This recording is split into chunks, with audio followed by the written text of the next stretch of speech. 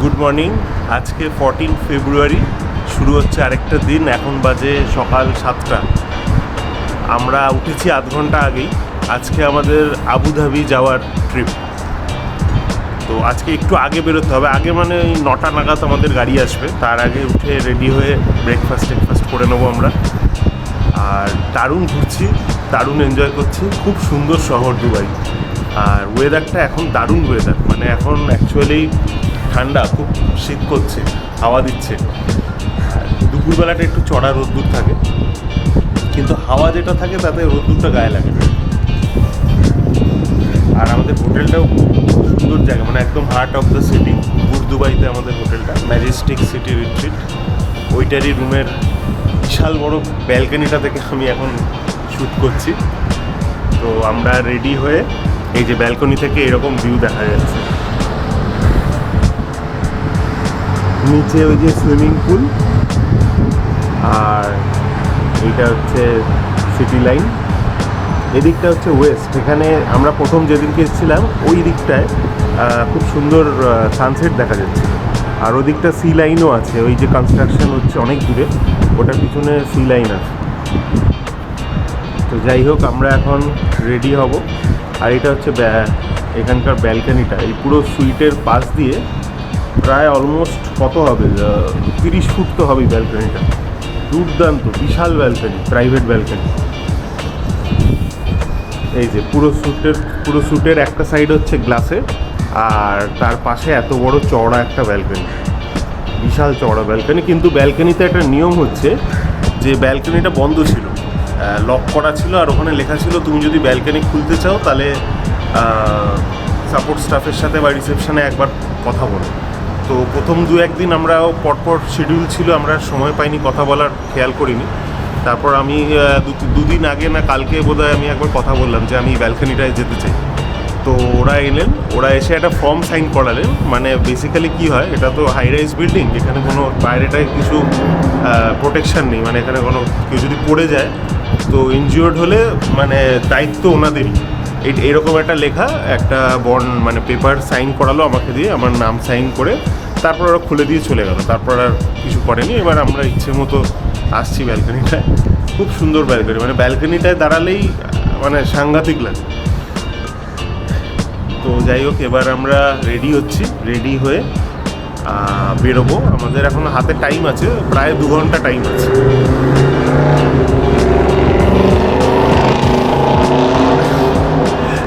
গাড়ির আওয়াজ, সারা রাত সারাদিন সারাক্ষণ গাড়ি চলছে এখানে। আর এইখানে একটা গ্রেভিয়ার্ড আছে, এটা একবার দেখিয়ে দিই। এই যে জায়গাটা রয়েছে না, এটা একটা গ্রেভিয়ার্ড, কবরখানা। এখানে অনেকে প্রিয়জনদের সমাধির ওখানে লাইট টাইট দেয়, রাত্রিবেলা দেখা যায়। এই গ্রেভিয়ার্ডের উল্টো দিকেই হচ্ছে হোটেলটা। তো যাই হোক, এবার আমরা রেডি হয়ে আস্তে আস্তে।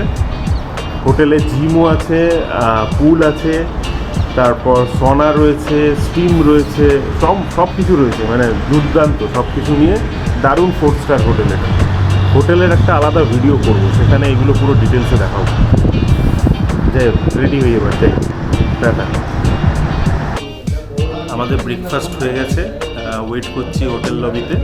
গাড়ি আসলে, আমাদের ফার্স্ট ডেতে যে বাসটা এসেছিলো সেম বাসই আবার আসছে। তো এখান আমরা যাব হচ্ছে আবুধাবি, সিটি ট্যুর হবে, তারপর ফেরারি ওয়ার্ল্ডে যাব। তো মোটামুটি হাফ ডে বা ফুল ডেরই হয়তো প্রোগ্রাম, আমি ঠিক জানি না এক্স্যাক্টলি ডিউরেশন কত আছে। তো আমরা লবিতে দাঁড়িয়ে আছি। এখানে ব্রেকফাস্ট সাংঘাতিক দারুণ মানে ভালো দুর্দান্ত সব রকম, মানে ইন্ডিয়ান, চাইনিজ, ইংলিশ, আমেরিকান সব রকম স্প্রেড রয়েছে। আমরা অ্যাকচুয়ালি কী করি সকালে, মানে বেসিক্যালি আমি কী করছি, এতটাই ভালো ঠেসে ব্রেকফাস্ট করছি, আমার আর লাঞ্চ সেরকম লাগছে না। টুকটাক ওই স্ন্যাক্স দিয়ে হয়ে যাচ্ছে। আজকেও তাই করছি। এই যে বেরিয়েছেন, চলো রেডি। টাটা করে দাও, ক্যামেরাকে একটা টাটা করে দাও। এদিকে চলো, লেটস গো।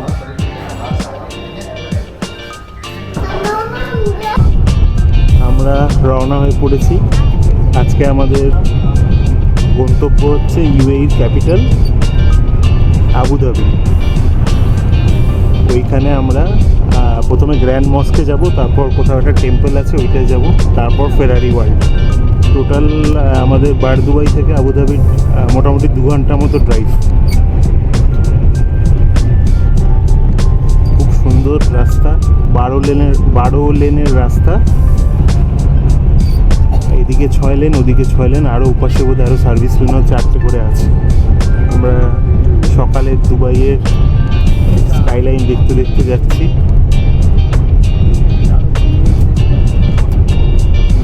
এই যে আবার বুর্জ খলিফা সামনে চলে এসছে।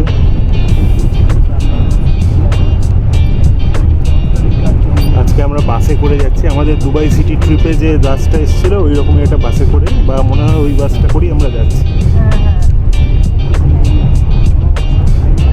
2 ঘন্টার জার্নি এখান থেকে। মাঝখানে যদি কোথাও ব্রেক দেয় দেখি।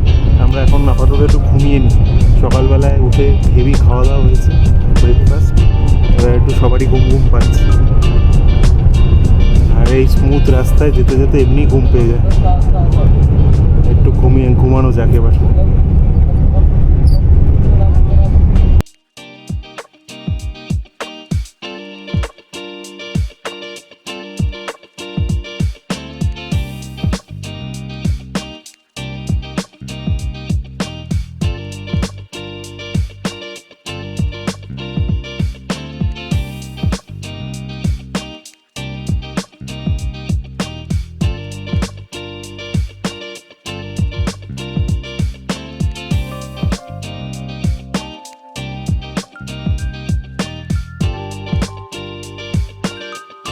প্রথমে আমাদের গন্তব্য ছিল গ্র্যান্ড মস্ক।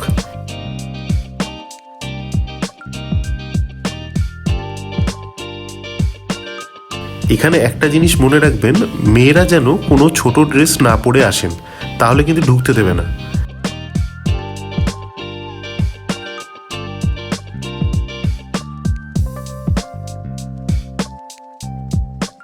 ছেলেরাও হাফ প্যান্ট জাতীয় জিনিস পরলে ঢুকতে মানা। মেয়েদের এমনকি হাত এবং পা ঢাকা কাপড় পরে আসতে হবে এবং মাথাও ঢাকতে হবে কিছু দিয়ে।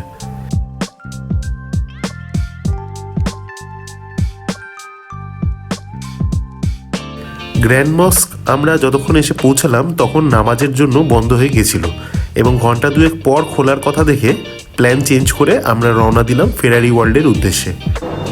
এই মস্কের যাওয়ার রাস্তা তো একটা ছোটোখাটো মল, এখানে মল সর্বত্র আছে। মস্কেও মল, দুবাই মলেও, একুরিয়ামেও মল, বুর্জ খলিফার পাশেও মল, গ্লোবাল ভিলেজও অ্যাকচুয়ালি মল, চতুর্দিকে মল। এখানে আমাদের সহযাত্রীদের মধ্যে শুধুমাত্র 5 জন টিকিট কেটেছিলাম। আমাদের ফ্যামিলির মধ্যে শুধু আমিই গেছিলাম, কারণ এটি একটি অ্যাডভেঞ্চার পার্ক এবং এর রাইডগুলো বয়স্ক বা ছোট বাচ্চাদের জন্য উপযুক্ত নয়। 12:30 নাগাদ আমাদের ফেরারি ওয়ার্ল্ডের সামনে নামিয়ে বাস বাকিদের নিয়ে চলল ইয়াস মন্দিরের উদ্দেশ্যে এবং ঘন্টা 4 পরে আবার আমাদের নিতে আসবে সেই কথাই রইল।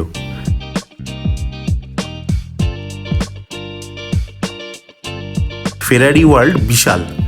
ইয়াস মলের সাথে যুক্ত এই থিম পার্ক তৈরি হয়েছিল 2010-এ। বিশ্বের দ্রুততম রোলার কোস্টার ফর্মুলা রোসা ছাড়াও এখানে আছে প্রচুর রাইড, ফেরারির ইতিহাস, বাচ্চাদের রাইড, রেস্তোরাঁ, সুভেনির শপ এবং আরও অনেক কিছু। পুরো পার্ক ভালো করে ঘুরে দেখতে সময় লাগবে সারা দিন।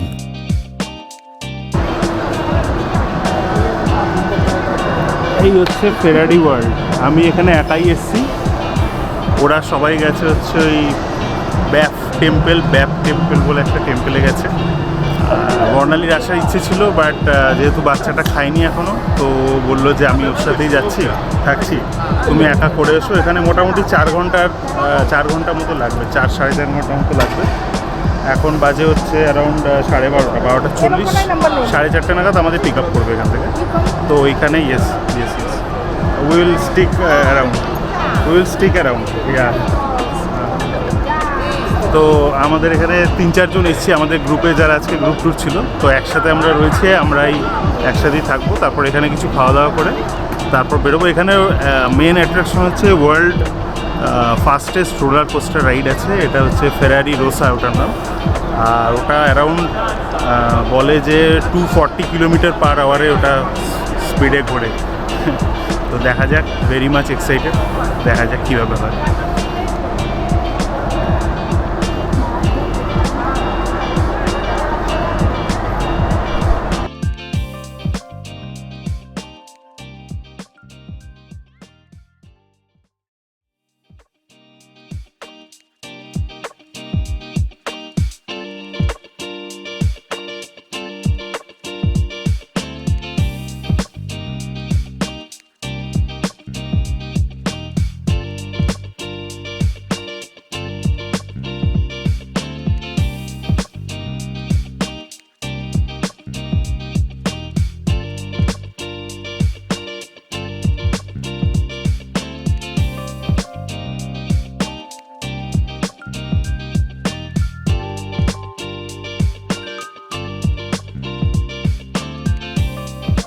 আমরা এই জাস্ট এই রাইডটা করলাম টার্বো ট্র্যাক।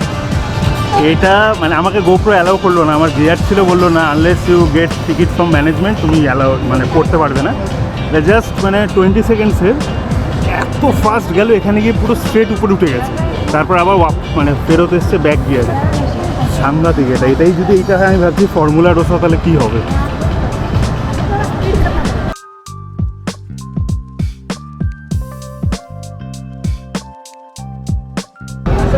আমরা এখনো অবধি 3টে রাইড করলাম। প্রথমটা তো বললাম টার্বো ট্র্যাক, যেটা ওটাও সাংঘাতিক, সোজা উপরে উঠে গেল। নেক্সটটা ছিল ফেরারি, ওটাও সাংঘাতিকই ছিল। মানে একেবারেই মানে দুর্বল হৃদয় যাদের, হার্টের প্রবলেম থাকলে ভুলেও এখানে আসার কোনো মানে হয় না। সাংঘাতিক স্পিড আর কিন্তু দারুণ থ্রিলিং। আমরা খুব এনজয় করছি। এরপরে দেখছি কোন রাইডে যাওয়া যায়।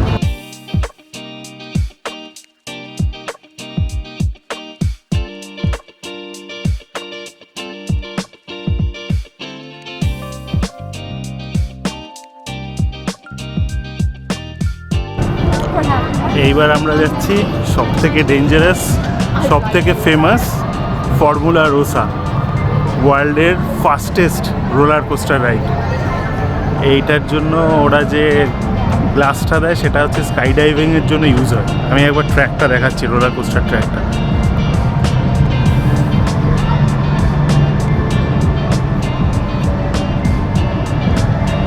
সাংঘাতিক, এটা সাংঘাতিক। 240 কিলোমিটার পার আওয়ার স্পিডে চলবে এটা, এই যে ফর্মুলা রোসা।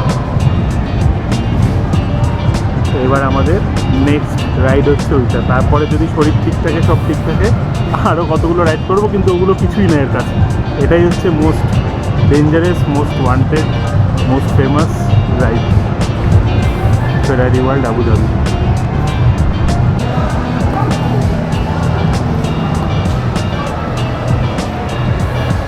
ফর্মুলা রোসার ভিতরে আমরা যাচ্ছি এবার ট্র্যাকের দিকে। এখানে জায়ান্ট স্ক্রিনে অ্যাকচুয়াল ফেরারি রেসের ফুটেজ চলছে।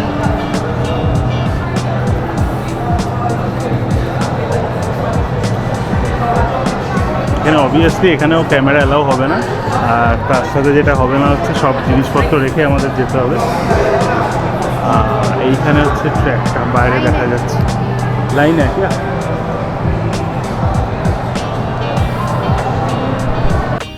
আমরা এই 4 ঘন্টায় চড়লাম 4টে রাইড।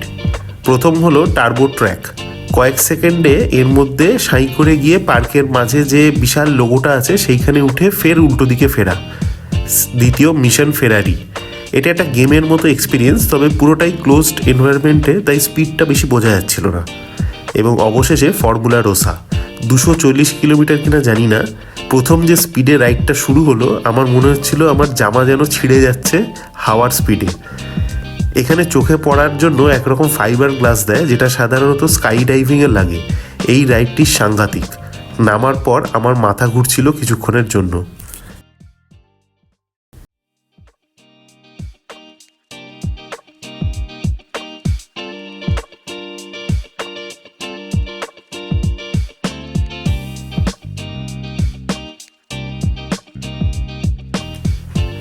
ফ্লাইং এসএস বলে আরেকটি সাংঘাতিক রাইড ছিল, কিন্তু সময়ের অভাবে সেটি করা গেল না। বেশিরভাগ প্রাপ্তবয়স্ক রাইডে কোনো রকম ক্যামেরা অ্যালাউ না, আমার অ্যাকশন ক্যামেরাও অ্যালাউ করেনি ওনারা। ফর্মুলা রোসাতে ঘড়ি পার্টস সব খুলে লকারে রেখে যেতে হয়েছিল। তবে একটি রাইড শেষ করে অন্যটিতে যেতে সময় লাগছিল বেশ কিছুটা। লাইন তো ছিলই, শরীরটাকেও একটু ধাতস্থ করতে সময় দিতে হচ্ছিল। কারোর যদি রক্তচাপ জনিত সমস্যা বা অন্য কোনো শারীরিক অসুবিধা থাকে তাহলে এই রাইডগুলো এড়িয়ে যাওয়াই বুদ্ধিমানের কাজ। 4-5টি রাইড শেষ করতেই আমাদের লেগে গেল প্রায় 3 ঘন্টা। ফর্মুলা রোসাটা সাংঘাতিক ছিল, মানে ডেঞ্জারাসলি গুড। মানে শুরুতে আমি বসেছিলাম লাস্টের আগের রোটাতে, স্টার্টিংয়ে এমন একটা মানে হাওয়া দিয়ে স্টার্ট হলো, 240 কিলোমিটার তো মুখের কথা না, তো জাস্ট ডেঞ্জারাসলি গুড বলে না, ডেঞ্জারাসলি গুড, সাংঘাতিক। মানে তারপর একটু মাথা ঘুরছিল আমার, ইভেন মানে ওটা 1 মিনিট 1.5 মিনিটের পরে রাইড ছিল, অনেকটা রাইড। তো ফার্স্টের থ্রাস্টটাই সাংঘাতিক, তারপরে একটু মানে ঠিক হয়ে গেছিল। যাই হোক, এখন বেরিয়ে গেছি, এখন একটা কফি নিয়েছি, আর ওরা এসে গেছে, বাবা মা আর বর্ণালী, বাবা মার বর্ণালী, বাচ্চা সবাই ওরা ফুড কোর্টে রয়েছে। এর পাশে একটা ইয়াশ মল বলে একটা রয়েছে, তো আমি ওখানেই রয়েছি এখন ফর্মুলা 1 থেকে বেরিয়ে। তো এবার গিয়ে বা ওদের সাথে মিট করছি, এবার কিছু খেতে হবে। আমি ফার্স্টে কফি নিলাম, এই যে এটাই ফুড কোর্ট মনে হচ্ছে। আমি ফার্স্টে কফি নিলাম, এবার গিয়ে ওদেরকে খুঁজি।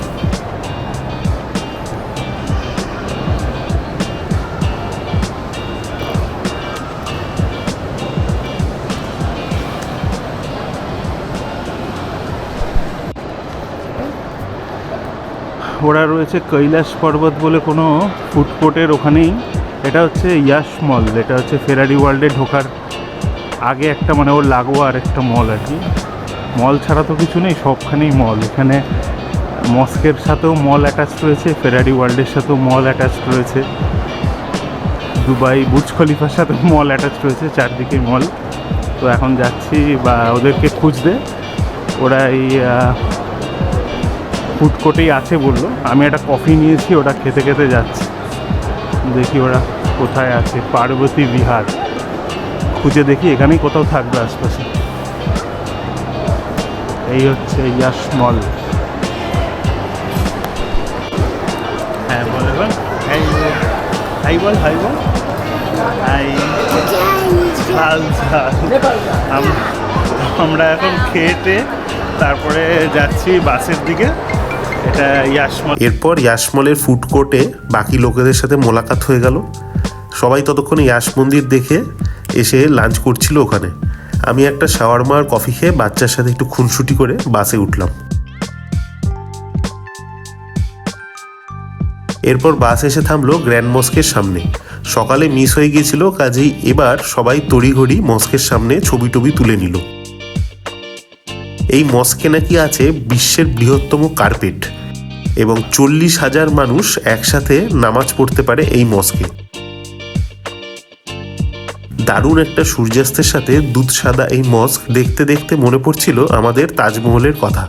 তবে এই মস্ক তাজমহলের প্রায় 10 গুণ বড়। গ্র্যান্ড মস্ক আমাদের সকালে মিস হয়েছিল মানে আমরা গিয়েছিলাম, ঢুকেছিলাম, তারপরে ওদের টাইমিংটা বোধহয় গাইডের জানা ছিল না। আমরা 11:30 একটু দেরি হয়েছিল, 5 মিনিট দেরি হওয়াতে আমরা ঢুকতে পারিনি, তখন নাকি বন্ধ হয়ে যায়। তো তারপরে আমাদের ফেরারি ওয়ার্ল্ডে নামিয়ে ওরা চলে গিয়েছিল, আবার ফেরার সময় আমাদের তুলেছে। তার মধ্যে ওরা ওই ব্যাপস মন্দির না কোথায় একটা টেম্পলে গিয়েছিল ব্যাপস, তো ওইটা কভার করার জন্য এখন আমরা এসেছি আবার ওই শেখ গ্র্যান্ড মস্ক যেটা রয়েছে আবুধাবির ওইখানে। তো মস্কের ভিতরে অবভিয়াসলি যাইনি, মস্কটা বিশাল, মানে আমাদের আমি কম্পেয়ার করছি তাজমহলের প্রায় 10 গুণ বড় অলমোস্ট। আর দারুণ সুন্দর একটা সানসেটও দেখতে পাচ্ছি।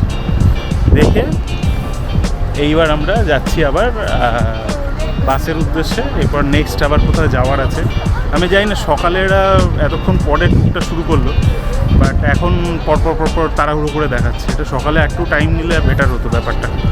যাই হোক, দেখা যাক এবার নেক্সট কোথায় যাই। এরপর আর কিছু টুকটাক দ্রষ্টব্যস্থান দেখিয়ে একটা দোকানের সামনে বাস থামলে আমরা অনেকেই দুবাইয়ের বিখ্যাত ডেট চকলেট কিনলাম গিফট হিসেবে।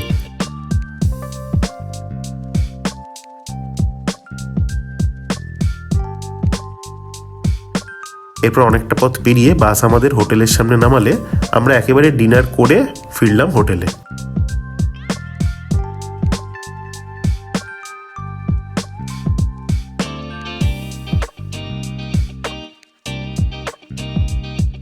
আগামীকাল আমাদের জন্য অপেক্ষা করছে দুবাই ফ্রেম, আমাদের পার্সোনাল ইয়ট রাইড এবং মিউজিয়াম অফ ফিউচার। দেখা হচ্ছে পরের পর্বে।